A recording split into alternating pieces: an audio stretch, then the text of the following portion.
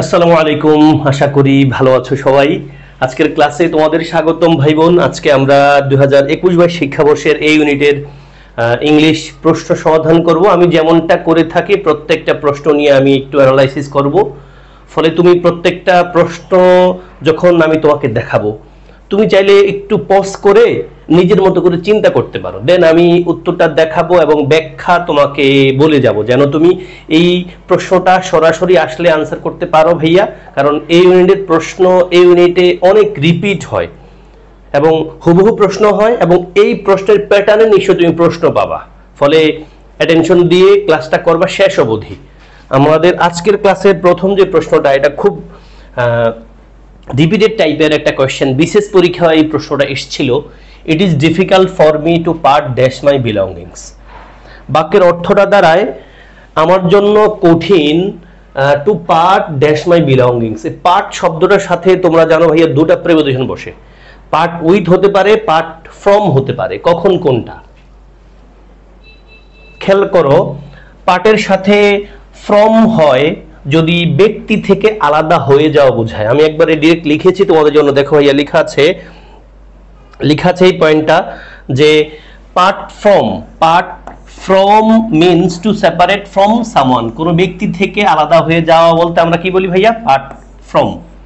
অন্যদিকে ওয়াইল শব্দটা নিশ্চয় কন্ট্রাস্টের জন্য আমরা ব্যবহার করি, তোমাদের কাজে দেয়।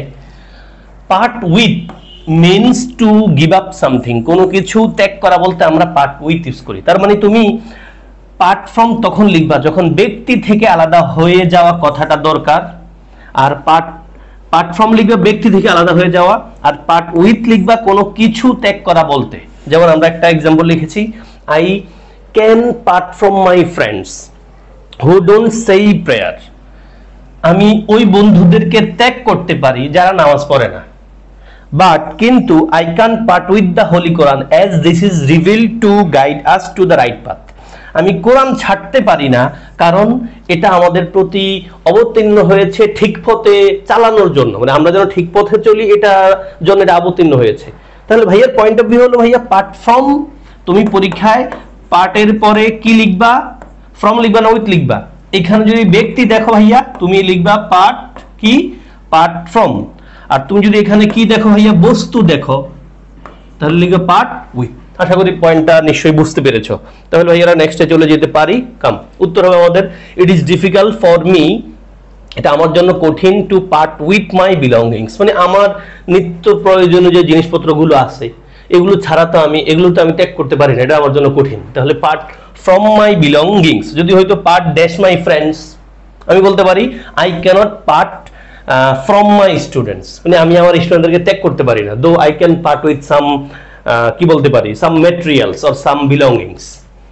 তাহলে ভাইয়া পার্ট ফ্রম মানে কোনো ব্যক্তি থেকে আলাদা হয়ে যাওয়া বা ব্যক্তি থেকে ত্যাগ করা, পার্ট উইথ মানে হলো কোনো বস্তু ত্যাগ করা বা বস্তুকে ছেড়ে যাওয়া। Next, I have lived in Comilla, আমি বাস করছি কুমিল্লাতে, ড্যাশ কি লিখবা? এটা খুবই ইজি টাইপের কোয়েশ্চেন, বাট পরীক্ষায় অনেক দেখা যায়। চট্টগ্রামের এই ইউনিটে ওই প্রশ্নটা রিপিটেড হয়েছে, মানে আগেও এসেছিল এই প্রশ্নের যেই ব্যাখ্যাটা সেটা থেকে। এক্স্যাক্টলি বাক্য চিন্তা করো না ভাইয়া। উত্তরে হবে ফর 5 ইয়ার্স। এখন বলবা স্যার কেন? দেখো ভাই, ফর 5 ইয়ার্সটা কেন হবে? I have lived in Comilla, আমি কুমিল্লা বাস করি 5 বছর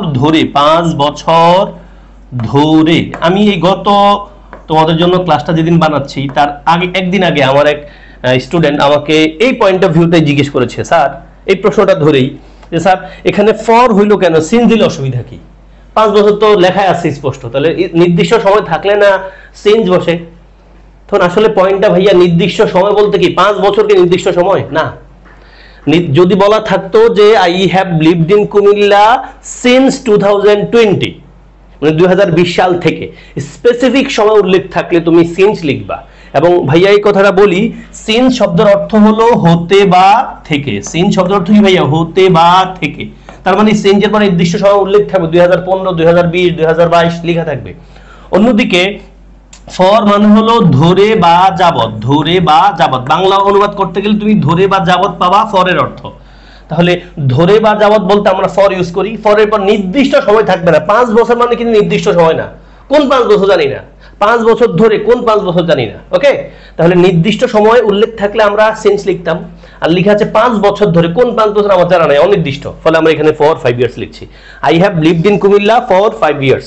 আর একটা পয়েন্ট আমি জানি তোমাদের অনেকের মনে একটা মানে খুঁতখুঁতে লাগতেছে, কেন স্যার বাক্যটা এমন হলে ভালো হতো না, I have been living in Comilla. ভাইয়া এটা তো হইলে বেশি ভালো হইতো। আমরা জানি কোনো কাজ অতীতে শুরু হয়ে এখনো চলছে এমনটা বোঝাতে প্রেজেন্ট পারফেক্ট কন্টিনিউয়াস টেন্স হয়। পাশাপাশি এই কথাটাও খেয়াল করে ভাইয়া, অতীতে শুরু হয়ে এখনো চলছে এমনটা বোঝাতে প্রেজেন্ট পারফেক্ট টেন্সও কিন্তু হয়, এটাও খেয়াল রাখো। নেক্সট কোশ্চেনে যাই ভাইয়ারা। We shall finish the work before he dash, কি লিখতে পারো, চিন্তা করতে পারো ভাইয়া। ভাইয়া আগের কোন একটা ক্লাসে এই পয়েন্ট অফ ভিউটা নিয়ে ডিটেইল কথাবার্তা বলেছি, এই বাক্যটা না, এই পয়েন্টটা যারা বুঝতে পেরেছো তারা উত্তরটা পারবা। এই জন্য বলি ভাইয়ার একটা ক্লাসের সাথে একটা ক্লাসের কানেকশন আছে। এবং আজকের ক্লাসের শুরুর দিকে বলতে চেয়েছিলাম ভাইয়া, আজকের ক্লাসটা করলে তুমি বুঝবা বাক্য রিডিং পড়ার গুরুত্ব কতটুকু, মানে তুমি যে বাক্যটা পড়ছো বুঝে পড়ার গুরুত্ব কতটুকু। আজকের ক্লাসের অধিকাংশ প্রশ্ন এই ইউনিটের আগের বছরগুলোতে আসছে, এমন টাইপ এবং হুবহু সেন্টেন্সও। এই বাক্যের উত্তর হবে অবশ্যই কোনটা, সি নাম্বার কামস। বলবা স্যার কেন? দেখো ভাই, আমি এই পয়েন্টটা তোমাদেরকে অবশ্যই বুঝাই আসছি আগে ভাইয়া। কখন বুঝাই আসছি, তাই তো? বুঝাই আসছে কিনা যারা আমার আগের ক্লাসগুলো করে আসছো, we shall finish the work, আমরা কাজ শেষ করব বিফোর। ভাইয়া বুঝাই আসছিলাম ইফ, তারপরে ওয়েন, ইফ তারপরে ওয়েন, তারপর আমরা যদি বলি অ্যাজ সুন অ্যাজ, হ্যাঁ অ্যাজ সুন অ্যাজ। খেয়াল করো ভাইয়া যে if, when, as soon as, before, এদের আগে যদি তুমি ফিউচার ইনডিফিনিট টেন্স পাও, পরেও ফিউচার ইনডিফিনিট টেন্স লিখতে চাইলেও লেখা যাবে না, প্রেজেন্ট ইনডিফিনিট টেন্স লিখতে হবে। খেয়াল করো এটা। তাহলে দেখো, খেয়াল করে কখনোই বাক্যের দুই পাশে ফিউচার ইনডিফিনিট টেন্স পাবা না, আগে ফিউচার ইনডিফিনিট টেন্স পাবা, তো পরে কি পাবা, প্রেজেন্ট ইনডিফিনিট টেন্স পাবা, যেটা আমরা এখানে উত্তর পাচ্ছি। তাহলে we shall finish the work before he comes, মানে সে আসার আগে আমরা কাজটা শেষ করব। তাহলে ওয়েন, খেয়াল করে ভাইয়া, when, if, as soon as এর আগে ফিউচার ইনডিফিনিট টেন্স যখন পাবা, পরে অবশ্যই প্রেজেন্ট ইনডিফিনিট টেন্স লিখবা, যেমন আমরা এখানেও পেয়েছি we shall finish the work before he comes. এবং এখানে একটা পয়েন্ট তোমাদের বলে রাখতে পারছি ভাইয়া, পরীক্ষা প্রশ্ন আসছে তোমাদের, ওয়ার্ক শব্দটা কিন্তু আনকাউন্টেবল নাউন। আনকাউন্টেবল নাউনের আগে অবশ্যই আর্টিকেল এ, এন অথবা এদের সাথে এস বা ইয়েস বসে না, তবে এখানে আর্টিকেল দা বসতে পারে। আর্টিকেল দাটা কিন্তু কাউন্টেবল আনকাউন্টেবল যে কোনো নাউনের আগেই বসতে পারে, কারণ দা মানে নির্দিষ্ট। We shall finish the work, আমরা এই কাজটা শেষ করব, স্পেসিফিক কোন একটা কাজকে রেফার করছে, ফলে অসুবিধা নাই। পাশাপাশি এটাও তোমরা জানো ভাইয়া, ওয়ার্ক শব্দটাকে ভাইয়ারা ওয়ার্কস বলতে পারি, কাউন্টেবল না বানাতে পারি, তবে সেটা বিখ্যাত কোনো ব্যক্তির সাথে কানেক্টেড হইতে হবে। যেমনটা আমরা বলি ধরো the works of Picasso were quite different, এটা তোমাদের চট্টগ্রামের ডিউনিটে আসা একটা প্রশ্ন। তাহলে the works of Picasso, Picasso একজন বিখ্যাত চিত্রশিল্পী আমরা জানি, তাহলে ওয়ার্কস অফ পিকাসো, পিকাসোর কর্মগুলোকে আমরা ওয়ার্কস বলতে পারি, দ্য ওয়ার্কস অফ শেক্সপিয়ার্স বলতে পারি কিন্তু আমরা, কেমন? Next, I never drive to work, I dash work. দেখো এই বাক্যটাকেই আমি বলছি, তুমি এই বাক্যটা খুব সহজ বাক্য, যদি তুমি বুঝে পড়ো, গ্রামার দিয়ে বা ভোকাবুলারি দিয়ে এখানে উত্তর করা মুশকিল। I never drive to work মানে আমি কখনোই মানে গাড়ি চালায় কাজে যাই না, আই ড্যাশ ওয়ার্ক। তাহলে এটা খুব কমন সেন্স। যারা চাপে পড়ছো ভাইয়া, আমি বলবো বেশি চাপ না নিয়ে একটু বুঝে পড়ার চেষ্টা করো, যতটুকু সময় আছে একটু বুঝে পড়ো ভাইয়া। বুঝে পড়লে তুমি 2-4টা অ্যাডভান্টেজ পাবা পরীক্ষার হলে। তুমি বুঝে পড়ার কারণে 2-4টা প্রশ্নের উত্তর ঠিকঠাক দিয়ে আসবা। চাপ নিয়ে তুমি আন্দাজে সব মানে গোগ্রাসে গিলবা, পরীক্ষা হলে কমন পাওয়া সত্ত্বেও ভুল দাগে আইসা কষ্ট বাড়াইবা নিজের। এই বাক্যের উত্তরে অবশ্যই তুমি কি লিখবা, I never drive to work, আমি কাজে চালায় যাই না, মানে আমি গাড়ি চালা যাই না। ওয়ার্ক তার মানে কি, যেহেতু গাড়ি চালায় যাই না তার মানে আমি হাইটে যাই, সব সময় যাই, তাহলে আই অলওয়েজ লিখতে হবে। এখন দেখো এটা যদি তুমি না বুঝো, অলওয়েজ কেন লিখছি ভাইয়া, সামটাইমসও অ্যাডভার্ব, রেয়ারলিও অ্যাডভার্ব, সেলডমটা অ্যাডভার্ব, আমরা সবগুলো লিখতে পারি, মানে সবগুলো শব্দ এখানে বসানো যেতে পারে, বাট বাক্যের কনটেক্সটে অলওয়েজ ছাড়া কোনোটা বসে না। আমি কখনোই গাড়ি চালায় কাজে যাই না, তার মানে কি আমি সব সময় হাইটে যাই, তাহলে সব সময় কথা দরকার আই অলওয়েজ ওয়াক, আমি সব সময় হেঁটে যাই। নেক্সট ভাইয়া, the word that best expresses the meaning of predict. ভাইয়া প্রেডিক্ট শব্দটা তোমাদের এই ইউনিটে আগেও আসছে, এই যে বলি প্রিভিয়াস কোশ্চেন বেশি বেশি পড়ো, হুদা হুদা চাপ নিও না, প্রিভিয়াস কোশ্চেন বুঝে বুঝে বারে বারে পড়ো, একটু বুঝে পড়ো, সেন্টেন্স রিডিং পড়ো, পরীক্ষা প্রশ্ন রিপিট পাবা। প্রেডিক্ট শব্দের অর্থ কি? এক্সপ্লেইন, ফোরটেল, অ্যাসার্ট নাকি অবজার্ভ? অবজার্ভ। প্রেডিক্ট মানে হলো ভবিষ্যৎবাণী করা, যেটাকে আমরা বলি ভবিষ্যৎবাণী করা। তাহলে ফরটেল মানে হলো আগে বলা। ফরটেল মানে কি ভাইয়া? আগে আগে বলে দেওয়া। আগে বলে দেওয়া মানে কি? ভবিষ্যৎবাণী করা না। এই ফর মানে কি? আমরা যেন বলি না ফরহেড, মানে ফরহেড মানে কি? কপাল। তাহলে টেল মানে বলা, ফর মানে আগে। এটা আমি বোঝানোর জন্য বলছি। হ্যাঁ, ফরটেল মানে হলো আগে বলা, তার মানে ভবিষ্যৎবাণী করা। এক্সপ্লেইন, অবজার্ভ, অ্যাসার্ট মানে জানো, অ্যাসার্ট মানে একবারে নিশ্চয়তা দেওয়া, এমনটা বোঝাচ্ছে। Next question, I want to eat an apple, can you pass me dash please. Again ভাইয়া কঠিন, মোটেও কঠিন না, বুঝে পড়বা উত্তর পারবা, গ্রামার না পারলে উত্তর পারবা, খুব বেসিক জিনিস। I want to eat an apple, আমি একটা আপেল খাইতে চাই। Can you pass me dash please. এই প্রশ্নের প্যাটার্নে আমাদের মেডিকেল ভর্তি পরীক্ষাও কিন্তু প্রশ্ন আসছে, যারা মেডিকেলে পরীক্ষা দিয়ে এসেছিল কারেকশন আকারে। এই বাক্যের উত্তর কি হবে ভাইয়া? ইয়েস, উত্তরে অবশ্যই তুমি দা অ্যাপল লিখবা। এবং কেন? আসো, দা অ্যাপল কেন লিখলাম খেয়াল করো ভাইয়া। এই যে অ্যাপল, আমরা কোনো নাউনকে একা একা সারে দিতে পারি না। খেয়াল করো, আমি কি বলতে পারি ভাইয়া? I have friend. তোমরা কেউ বলবা না যে স্যার আই হ্যাভ ফ্রেন্ড বলা যায়। বলতে হবে কি ভাইয়া? আই হ্যাভ এ ফ্রেন্ড, আমার একজন বন্ধু আছে। অথবা আই হ্যাভ টু ফ্রেন্ডস, আমার দুজন বন্ধু আছে। আই হ্যাভ সাম ফ্রেন্ডস, আমার কিছু বন্ধু আছে। I have a lot of friends, আমার অনেক বন্ধু আছে। তার মানে তোমার বলতে হবে আমার একজন বন্ধু আছে, দুইজন আছে, চারজন আছে, ছয়জন আছে, কিছু আছে, অনেক আছে। তোমার এই বন্ধুর শব্দের আগে তোমার কিছু একটা অ্যাড করতে হবে। মানে নাউনটারে তুমি আইদার নাউনটার আগে অবশ্যই আর্টিকেল এ এন লিখতে হবে, অথবা নাউনটার আগে একটা ডিটারমিনেন্ট বসায় আরে প্লুরাল বানাইতে হবে। এমনি এমনি বলা যাবে না I have friend, I have a friend. আমি বলতে পারবো আই হ্যাভ স্টুডেন্ট, না, আমার কি বলতে হবে? আই হ্যাভ এ স্টুডেন্ট যদি একজন হয়। I have some students, I have thousands of students, আমার হাজার হাজার স্টুডেন্ট আছে। ক্লিয়ার ভাইয়া? তাহলে দেখো, I want to eat an apple, আমি একটা আপেল খেতে চাই। Can you please, can you pass me, এটা কিন্তু একটা পোলাইট এক্সপ্রেশন। ক্যান ইউ দিয়ে আমরা পোলাইট এক্সপ্রেশন বোঝাই। আরো পোলাইট এক্সপ্রেশন বলতে আমরা কোনটা ইউজ করি জানো? Could you please. কেমন? তাহলে can you pass me dash please, কি বলছে? আমি একটা আপেল খাইতে চাই। Can you pass me dash please, কি লিখবা? Can you pass me apple লিখতে পারো না শুধু, তুমি সাম অ্যাপল লিখতে পারো ভাইয়া। সাম এর পরে কিন্তু নাউনটা প্লুরাল হয়, তাই না? অ্যানাদার অ্যাপলস লেখা যায় না ভাইয়া। খেয়াল করো ভাইয়া, অ্যানাদার শব্দের প্যাডের ভিতরে দুইটা ওয়ার্ড লুকায়িত আছে। একটা হলো এন প্লাস আদার, এন প্লাস কি আদার। তার মানে অ্যানাদারের ভিতরে একটা এন আছে, তার মানে অ্যানাদার শব্দটা সিঙ্গুলারকে রেফার করে। অ্যানাদারের পরে অবশ্যই নাউনটা সিঙ্গুলার হইতে হবে, প্লুরাল হওয়া যাবে না। ফলে এটাও ভুল। দেখো ভাই, উত্তর হবে কি? The apples. তার মানে কি বলছে? I want to eat an apple, আমি একটা আপেল খাইতে চাই। Can you please, can you pass me the apples please, আমি একটা আপেল খাইতে চাই। আপেলগুলো, ওই নির্দিষ্ট আপেলগুলো আমাদের একটু দেন, একটাই খাবো। আশা করি বুঝতে পেরেছি ভাইয়া। খুব বেসিক জিনিস, গ্রামারের কোনো প্যাচগোছ নাই। যদিও গ্রামাটিক্যাল পয়েন্ট অফ ভিউ বলেছি, এগুলো সবাই ন্যাচারালি পারার কথা, মানে নরমালি পারার কথা। নেক্সট ভাইয়া, it was definitely dash that you meant dash. দেখো, এটাও খুব ইজি কোয়েশ্চেন এবং ট্রিকি বলা যেতে পারে। এবং এই টাইপটা চট্টগ্রামের ইউনিটি ভাইয়া রেগুলার দেখি, প্রায়শই দেখি যে ওনারা দুটা কোয়েশ্চেন, মানে দুটা কোয়েশ্চেনের দিয়া একটা কোয়েশ্চেন বানায়, মানে দুটা টপিকের একসাথে রাখে একটা কোয়েশ্চেনে। উত্তর কি হবে? চিন্তা করো, it was definitely dash that you meant dash. মানে এখানে তুমি একটা ওয়ার্ড লিখতে হবে, ওনারা কমপ্লিটিং সেন্টেন্স তোমাকে শেখাচ্ছে, প্লাস একটা ট্যাগ কোয়েশ্চেনও আছে। তো এই ট্যাগ কোয়েশ্চেনের পয়েন্ট অফ ভিউ দিয়ে আনসার বের করতে পারো। আসো ভাইয়ারা উত্তর দেখি। ইয়েস, উত্তরে দেখো, তুমি যদি এই পার্টটা নিশ্চিত না হও, তুমি ওই পাশটা করো আগে। দেখো ভাইয়া, তুমি এই পাশটা কিন্তু পুরো লেখা আছে তোমার জন্য, এই পাশটা তোমার জন্য পুরো লেখা আছে। ওয়াজ ডেফিনেটলি, ওয়াজ তো আছে। ট্যাগ কোশ্চেনে তুমি নিশ্চয় জানো, আমরা ট্যাগ কোশ্চেনের পার্টে কেবলমাত্র প্রোনাউন আর অক্সিলারি ভার্বটা লিখি। অ্যাফার্মেটিভ হলে নেগেটিভ লিখি। এবার করে অ্যাফার্মেটিভ দেখতে পাচ্ছি, তাই না? একবার সব পার্টে অ্যাফার্মেটিভ আছে, তার মানে আমাদের ওই পাশে নেগেটিভ লাগবে। এখন যেহেতু বি ভার্ব আছে, আমরা বি ভার্ব থাকলে বি ভার্ব দিয়ে ট্যাগ কোশ্চেন করি। ফলে আমাদের এই ডিড নট যেগুলো আছে এগুলো বাদ রইলো এ বি। এখন ইট ওয়াজ ডেফিনেটলি, ভাইয়া ডেফিনেটলি শব্দটা কি? একটা অ্যাডভার্ব না? ডেফিনেটলি শব্দটা একটা অ্যাডভার্ব। একটা অ্যাডভার্বের পর একটা কি দরকার হয় ভাইয়া? একটা অ্যাডজেক্টিভ প্রয়োজন হয়। তাহলে ইট ওয়াজ, এটা ছিল মানে নিশ্চিতভাবে কি কিছু একটা লাগবে, একটা অ্যাডজেক্টিভ লাগবে। ফলে তুমি হিজ ফাদার তো নিবা না, নিশ্চয়ই রাইট নিবা। তাহলে উত্তরে নিশ্চয়ই লিখবা it was definitely right that you meant. তুমি যেটা বোঝাইছিলে সেটা অবশ্যই ঠিক, ওয়াজন্ট ইট? তার মানে আমরা দেখো, এখানে ওয়াজ ছিল, এরা ওয়াজ নট দিলাম, কারণ অ্যাফার্মেটিভ থাকলে নেগেটিভ নিতে হয়, আর ইটের জায়গায় ইট বসাই দিলাম। নিশ্চয়ই তোমরা বুঝতে পেরেছো ভাইয়া। Then he bought a dash suit for his sister. দেখো এগেইন, উত্তর কি লিখবা?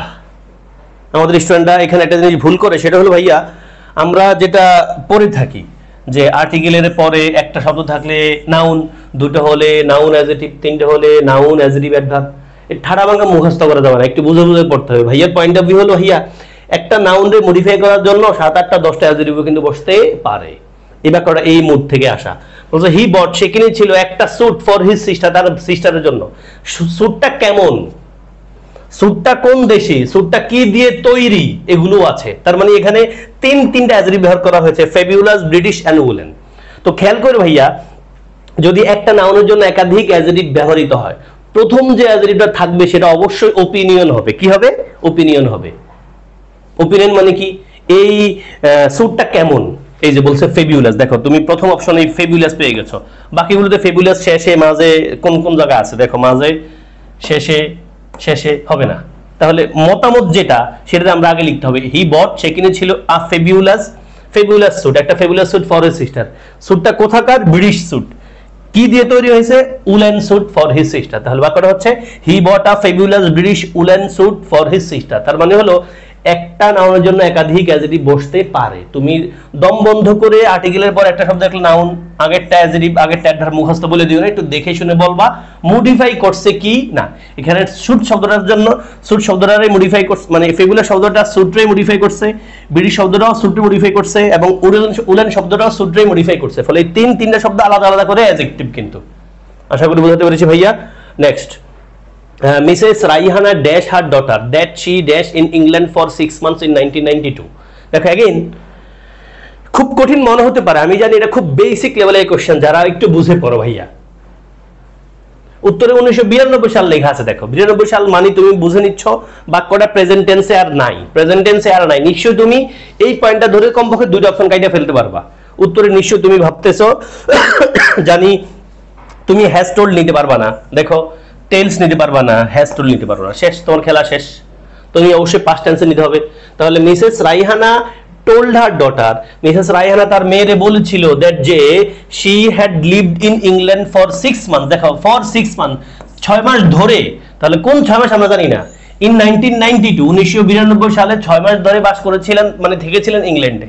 তাহলে দেখো ভাইয়া, Mrs Raihana told her daughter, Mrs Raihana বলেছিলেন ওনার মেয়েকে যে she had lived in England for 6 months in 1992। এবং এটাও আমরা জানি that ক্লজের আগে past indefinite tense হলে পরে past perfect হয়। আবার আমরা এই ক্লুটা ধরে কিন্তু বাকি দুটো অপশন কেটে দিতে পেরেছি। for 6 months এর খেয়াল রাখো। Next question 10, that selfies when I visit places। ভাইয়া এটা চট্টগ্রামের এই ইউনিট সহ প্রত্যেক ইউনিটের একটা ম্যান্ডেটরি টাইপের কোশ্চেন। ইনভার্সন ভাই তোমাদেরকে ডিটেইল ক্লাস নিয়ে আসছি, যারা দেখো নাই দেখে আইসো। ইনভার্সন, ইনভার্সনে বাক্যের শুরুতেই একটা নেগেটিভ অ্যাডভার্ব বসে। কি লিখবা দেখো, উত্তর অবশ্যই তোমাকে দেখো সেলডম আই টেক লেখা যায় না ভাইয়া, তোমাদেরকে ইনভার্সন পড়াইতে গিয়ে এই পয়েন্টটা পড়াইছি, নাসমার কথা বলছি না, নাসমা। তাহলে নেগেটিভ ইনভার্সনের সূত্র হলো ভাইয়া শুরুতেই নেগেটিভ অ্যাডভার্ব থাকবে, তারপর অক্সিলারি থাকবে, সাবজেক্ট থাকবে, মেইন ভার্ব থাকবে, এডিশনাল এক্সট্রা কথাবার্তা থাকবে। তাহলে নেগেটিভ অ্যাডভার্ব কোথায় আছে দেখো, সেলডম আছে ঠিক, তারপরে কিন্তু আবার সাবজেক্ট কি দরকার, অক্সিলারি ভার্ব দরকার, এখানে অক্সিলারি ভার্ব নাই, ফলে এই নাম্বার বাদ। আই টেক সেলডমলি, সেলডমলি নামে কোনো শব্দ জীবনে কেউ পড়ছো কিনা জানি না ভাইয়া, শুধু সেলডম হয়। আই সেলডমলি কেমনে কি, এই দেখো উত্তর ডি। দেখো নাসমার মিল আছে, দেখো নেগেটিভ নাসমার এন্ড নেগেটিভ অ্যাডভার্ব, এতে অক্সিলারি আছে, এমতে মানে কি জানো, এসতে সাবজেক্ট আছে, এসতে সাবজেক্ট আছে, টিতে এই যে মানে টেক মানে কি মেইন ভার্ব আছে, তার মানে নাসমার সবকিছু এখানে মিলে। তাহলে seldom do I take selfies when I visit places। এবং নেগেটিভ অ্যাডভার্ব যুক্ত মানে ইনভার্সন যুক্ত বাক্যের অর্থ কিন্তু উল্টায়, মানে কি seldom do I take selfies when I visit places, মানে আমি যখন, এই দেখো প্লেসেস ভাইয়া খেয়াল করো, এখানেও একটা পয়েন্ট বলে রাখছি, এখানে শুধু আই ভিজিট প্লেস বলা যাইতো না, I visit a place, I visit places বলতে হয়েছে। মানে তুমি নাউনটারে সিঙ্গুলার রাখতে পারবে না শুধুমাত্র, মানে হুদা বসা দিতে পারবে না, এর আগে আর্টিকেল এন লিখবা অথবা হেডারে প্লুরাল বানাইবা, বুঝছো নি বেগুনে? আচ্ছা, তাহলে seldom do I take selfies when I visit places, মানে কি আমি যখন বিভিন্ন প্লেস ভিজিট করি আমি ছবি তুলি না বললেই হয়, না আমি ছবি তুলিই না, এবং এটা আমার সাথে খুব ভালো যায়, আমি খুব বেশি ছবি তুলি না, হ্যাঁ যদিও মাঝে মাঝে তুলি আর কি, কিন্তু খুব বেশি আবেগ নাই সেলফি তোলা, সেলফি তুলি না বলা যায়। 11 নম্বর কোশ্চেন, দেখি পারো কিনা। এটা একটা ভেজাল মার্কা প্রশ্ন, অনেক বইতে এই প্রশ্ন উত্তর ভুলও আছে, আমার স্টুডেন্টদের কাছ থেকে আমি জেনেছি, কয়েকজন আমার এই প্রশ্নটা করেছে, দেখি উত্তর কি হতে পারে। এখানেও দুটা পয়েন্ট ওরা হিট করেছেন, কন্ডিশনাল পয়েন্ট অফ ভিউ দিয়ে শুরু করেছেন, আবার পজিটিভ ভার্বের পয়েন্ট অফ ভিউ আছে। পজিটিভ ভার্ব ভালো করে পড়ে রাখো ভাইয়া, এটা সব জায়গায় কাজে দিবে। উত্তর কি হবে চিন্তা করো।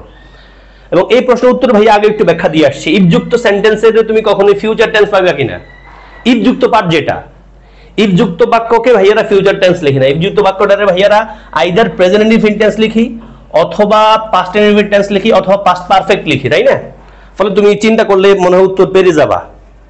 ইফ যুক্ত সেন্টেন্সকে ভাইয়ারা আইদার প্রেজেন্ট ইনডিফিনিট টেন্স লিখি, অথবা পাস্ট ইনডিফিনিট টেন্স লিখি, অথবা ফিউচার পাস্ট পারফেক্ট লিখি, তুমি যদি কন্ডিশনাল সেন্টেন্স পড়ে থাকো।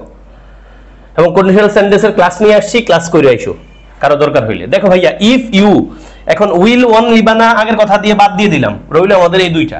এখন এখানে তুমি if you want, if you want দুটাই হতে পারে। এখন বাকির অন্য পাশ দেখো ভাইয়া, তোমরা কন্ডিশনাল কজেটিভ ভার্ব যখন পড়ো বা পড়বা, এটা নিশ্চয় জানো ভাইয়া, গেট শব্দটা একটা কজেটিভ ভার্ব হতে পারে। তবে অবশ্যই আমরা কজেটিভ ভার্ব যাদেরকে বলি কি কি জানো, লেট, তারপরে মেক, লেট মেক, হেল্প, তারপরে হ্যাভ, গেট। খেয়াল করে ভাইয়া, আমি কুইক করে বলে দেই, let make, help, have, get, এদেরকে আমরা পজিটিভ ভার্ব বলি। তবে সাবধান, এদেরকে পজিটিভ ভার্ব বলা যাবে না।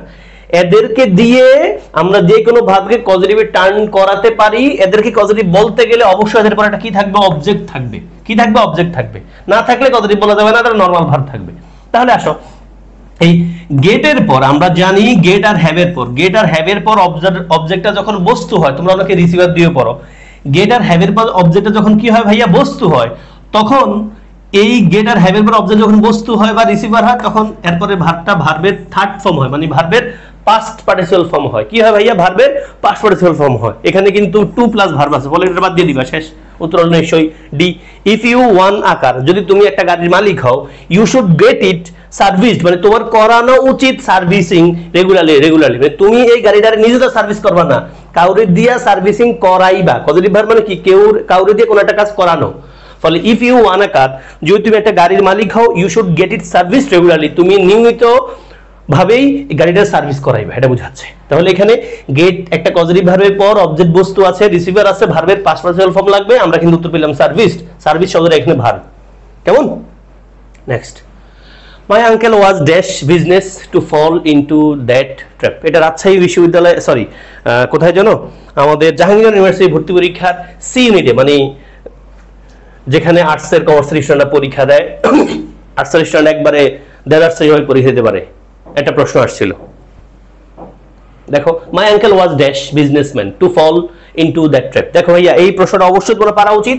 এই প্রশ্নের মতো প্রশ্ন অবশ্যই তোমাদের এই ইউনিটে আগে আসছে, অবশ্যই আসছে। তোমরা প্রশ্নের মতো যারা করো পারা উচিত। দেখো ভাইয়া, এখানে কি বলা আছে, এই দেখো এখানে টু লেখা আছে। কি লেখা আছে, টু লেখা আছে। এখন তুমি বাক্যের অর্থ যদি পড়তে চাও, তখন তুমি এখানে একটা টু খুঁজবা। কি খুঁজবা? বাক্যে বলছে আমার আঙ্কেল ছিলেন একজন বিজনেসম্যান। কেমন বিজনেসম্যান? দেখো, my uncle was a businessman, একজন বিজনেসম্যান। কেমন বিজনেসম্যান? টু শুড, মানে খুব বিচক্ষণ।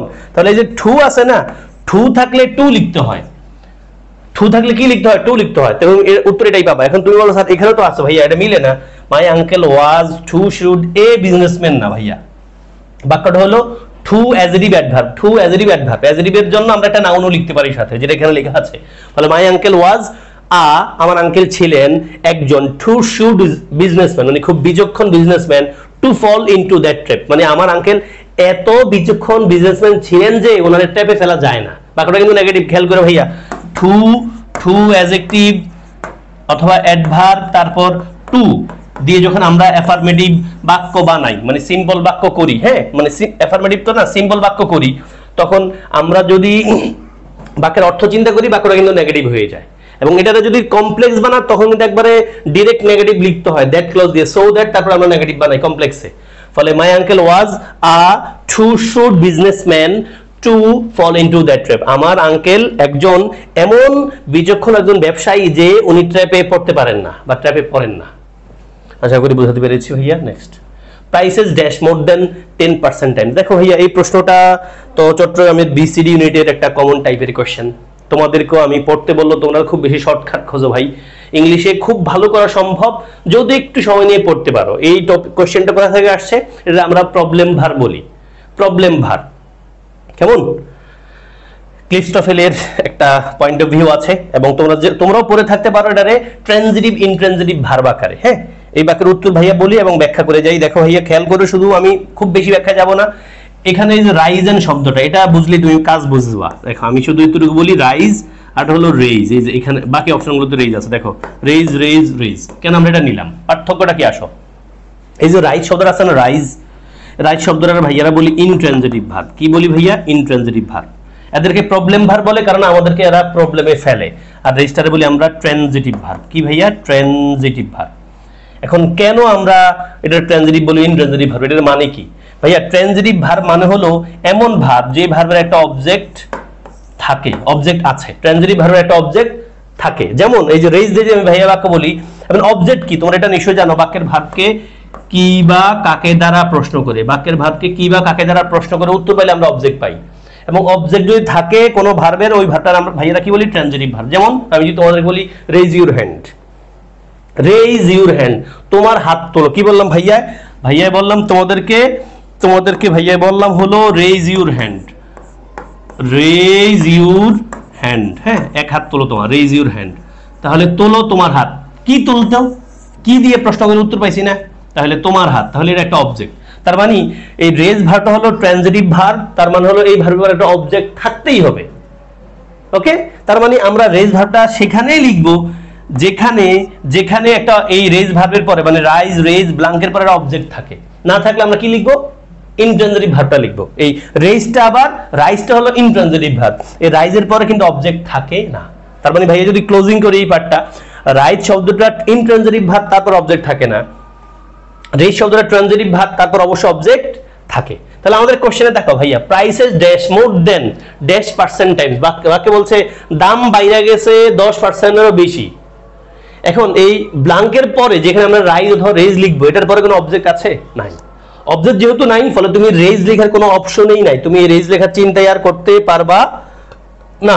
ওকে ভাইয়া, ডান। ফলে উত্তর হচ্ছে হ্যাভ রাইজেন। তাহলে prices have risen more than 10% times, মানে 10%-এর বেশি বাইরে গেছে, মানে পণ্যের দাম, মানে দাম বাইরে গেছে কোনো কিছুর দাম আর কি। Next, the passengers and crew of the aeroplane had a dash escape when it is taking off from the runway. দেখো ভাই, একটু কমপ্লেক্স সেন্টেন্স দিয়েছে। এক প্রশ্ন ধরে কত প্রশ্ন নতুন করে করতে পারেন, চিন্তা করো ভাইয়া। এসকেপ লাগবে, বুঝতে পারছো? আর্টিকেলের পর একটা নাউন আছে, এটা ভার্ব না। এসকেপ শব্দটা ভার্ব হয়। এখানে একটা অ্যাজরি প্রয়োজন, বাক্যে থাকা সবগুলো শব্দ অ্যাডজেক্টিভ। যারা বুঝে পড়বা না তারা এখানে এসে ধরা খাইবে ভাইয়া। প্লিজ যা পড়তেছো, গ্রামার পড়তেছো, ওই বাক্যটার অর্থ একটু বুঝে যাও ভাইয়া, তাহলে উত্তর পারবা, সহজেই পারবা।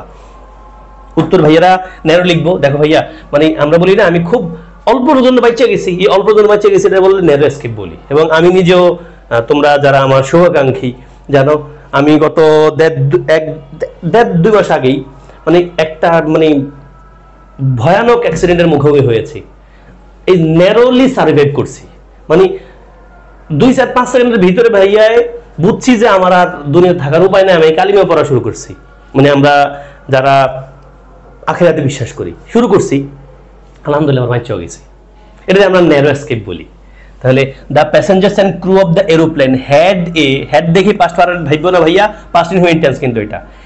Had a dash escape, narrow escape, তার মানে অল্পের জন্য বাঁচা গেছে বলতে আমরা কি বলি ভাইয়া? Narrow escape. তাহলে when it is taking off, take off মানে জানো তোমরা নিশ্চয়, টেক অফ মানে কি ভাইয়া? দেখো তোমাদের পরীক্ষার প্রশ্ন আসে, দেখো টেক অফ দিয়ে তোমাদের আলাদা পরীক্ষার প্রশ্ন আসছে ভাইয়া, এটাই বলে দিচ্ছি। Leave the ground, leave the ground মানে মাটি ত্যাগ করা। এই টেক অফ মানে কি? উড্ডয়ন করা। From the runway. তাহলে the passengers and crew of the aeroplane had a narrow escape when it is taking off from the runway. আশা করি তোমাদের বোঝাতে পেরেছি। Then I wish I dash a taller, I dash taller, এটা সহজে সবাই পারবা। আমরা কমপ্লিটিং সেন্টেন্স আকারে বা পরীক্ষা অনেক প্রশ্ন আসে, এই প্রশ্ন বিশেষ পরীক্ষা আসছে ভাইয়া। উত্তর অবশ্যই আই উইশ থাকলে আমরা জানি, আই উইশ থাকলে পরবর্তী বাক্যটাকে আমরা পাস্ট টেন্সে ট্রান্সফর্ম করি, মানে পাস্ট টেন্স লিখি। এবং সাবজেক্ট যদি আই হয় নিশ্চয় আমরা ওয়াজ লিখতে চাই না, কারণ এই পুরো কথাটাই মানে আনরিয়েল কথাবার্তা। যদি আমি রাজা হইতাম, যদি আমি বড় হইতাম, যদি আমি ছোটবেলায় ফিরে যেতে পারতাম, আনরিয়েল কথাবার্তা। ফলে পাস্ট টেন্স হয় ঠিক, সাবজেক্টের সাথে ওয়াজ না বসা ওয়ার বসাইতে হয়। আমি জানি তোমরা উত্তরে ওয়ার লিখবা। আই উইশ আই ওয়ার টলার, যদি আমি লম্বা হইতাম, এই ছিল তোমাদের জন্য আজকের ক্লাস করে তোমাদের কেমন লেগেছে ভাইয়ার একটু জানাবা, ক্লাসে রিঅ্যাকশন দিও, তোমাদের বন্ধুদেরকে অবশ্যই দেখার সুযোগ করে দিও, শেয়ার করে দিয়ে ছোটদেরকে দেখার সুযোগ করে দিও। আমার ইউটিউব চ্যানেলে যদি নতুন হও সাবস্ক্রাইব করিও। আমার ক্লাস যারা করছে এখন মোর দেন 60-70% স্টুডেন্ট আমার ইউটিউব চ্যানেলে সাবস্ক্রাইব করে না ভাইয়া, সাবস্ক্রাইব করে পাশে থাকিও, আমাকে দোয়া রাখিও। আসসালামু আলাইকুম ওয়া রাহমাতুল্লাহ।